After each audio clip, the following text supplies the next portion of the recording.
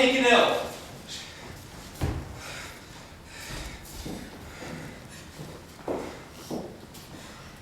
She seemed to be having difficulty breathing.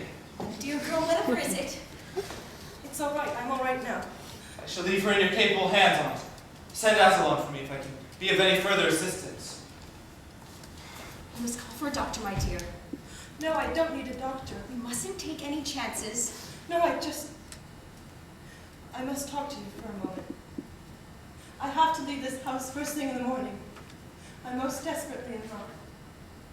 To leave here is the last thing in the world I want to do, but I'd rather die than have to live with the guilt. I don't mind if I die. To live without him is going to be no life at all, but it's what I have to do. Can you understand what I'm saying? Of course, my dear girl.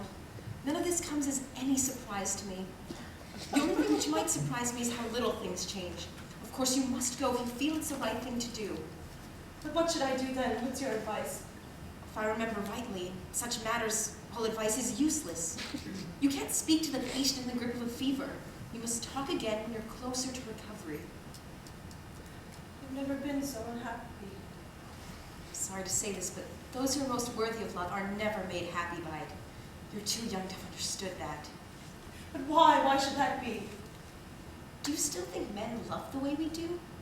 No. Men enjoy the happiness they feel. We can only enjoy the happiness we give. They're not capable of devoting themselves exclusively to one person. So to hope to be made happy by love is a certain cause of grief. I'm devoted to my nephew. What's true of most men is doubly so of him. And yet he could have just now. I saw his decision not to take advantage of me. If he has released you, my dear child, it's because your example over these past few weeks has genuinely affected and improved him. If he's let you go, you must go. I will. I will. But even if you had given way, my dear girl, God knows how hard you struggled against it. There now. A letter for Father Ansel myself. You may deliver them both when you leave here. Yes, sir.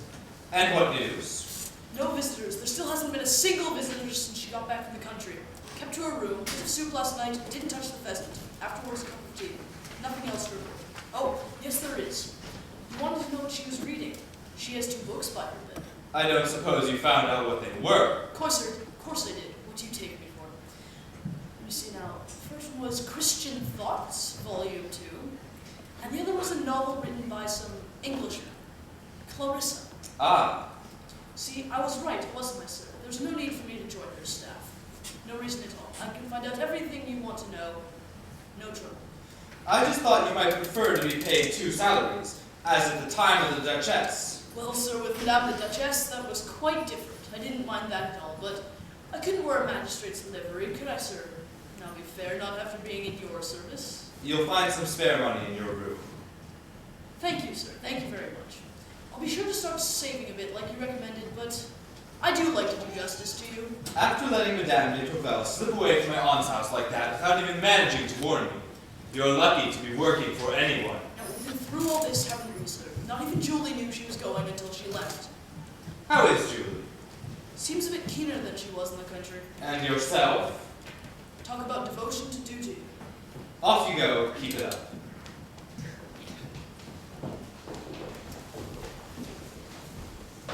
Thank you, monsieur, for everything. Oh, I was afraid I'd been a sad disappointment to you.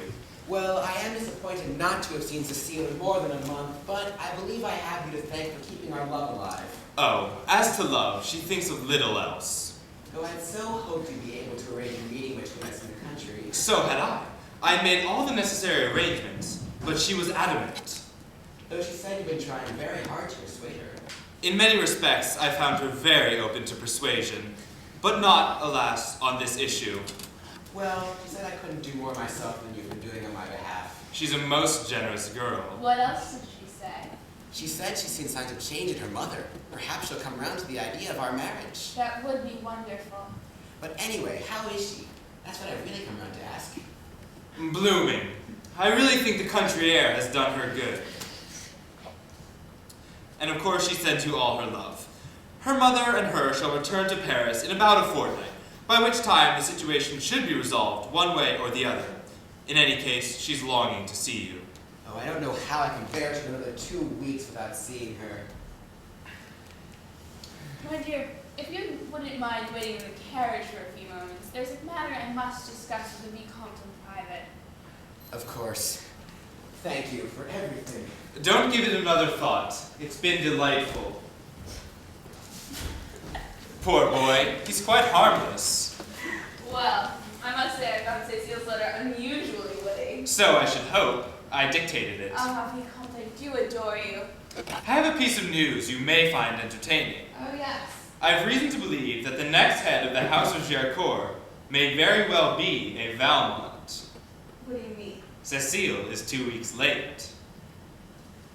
What's the matter? Aren't you pleased? I'm not sure. You rather overstepped your brief. You've used no precautions then. I've tried to give her a thorough grounding in all aspects of our subject, but in this one area, I'm afraid I may have misled her to some extent. Your aim was to revenge yourself on Géricourt.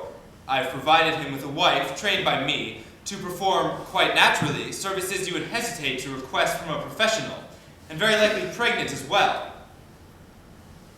What more do you want? No, I admit Vicomte, you've more than done your duty. Shame you let the other one slip through your fingers.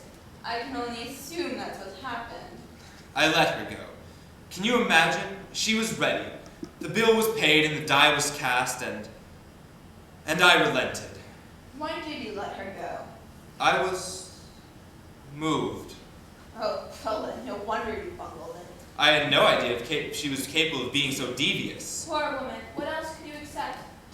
Expect to surrender and not be taken. It would try the patience of a saint. It won't happen again. What you mean is you won't get the chance again. Oh no. This time I have a foolproof plan. What, another one? Absolutely guaranteed. I have a meeting with her this Thursday, and this time I shall be absolutely merciless. I'm going to punish her. I'm pleased to hear it. Why do you think we feel compelled to chase only the ones who will run away? Immaturity? In any event, I shan't have a moment's peace until it's over, you know. I love her, I hate her, I'm furious with her, my life's a misery. That's why I must have her, so I can pass these emotions on to her and be done with them. Now, tell me what's going on in your life. Belroche is about to fall by the wayside. But this is excellent. I have smothered him with so much affection, the poor man can hardly stand up. He's desperately trying to arrange some graceful exit. Long overdue, in my opinion. And his successor has already been marked out. Oh, who's the lucky man? I'm not sure I feel inclined to tell you this evening. Well, in that case, I think I shall conceal from you the details of my foolproof plan. That seems an acceptable enough bargain. What's the matter? Nothing. I just think I may have kept our young friend waiting long enough. I'll call on you sometime soon after Thursday. Only if you succeed, Vicomte. I'm not sure I can face another catalogue of incompetence. Oh, you needn't worry. I'll succeed. I hope so. Once upon a time, you were a man to be reckoned with.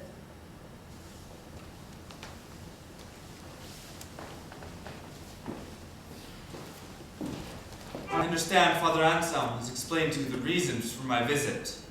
Yes. He said you wished to be reconciled with me before beginning instruction with him. That's right. But I see no need for formal reconciliation, monsieur. No. After I have, as you say, insulted you, and after you have treated me with unqualified contempt, Contempt? What do you you mean? run away from my aunt's house in the middle of the night. You refuse to answer or even to receive my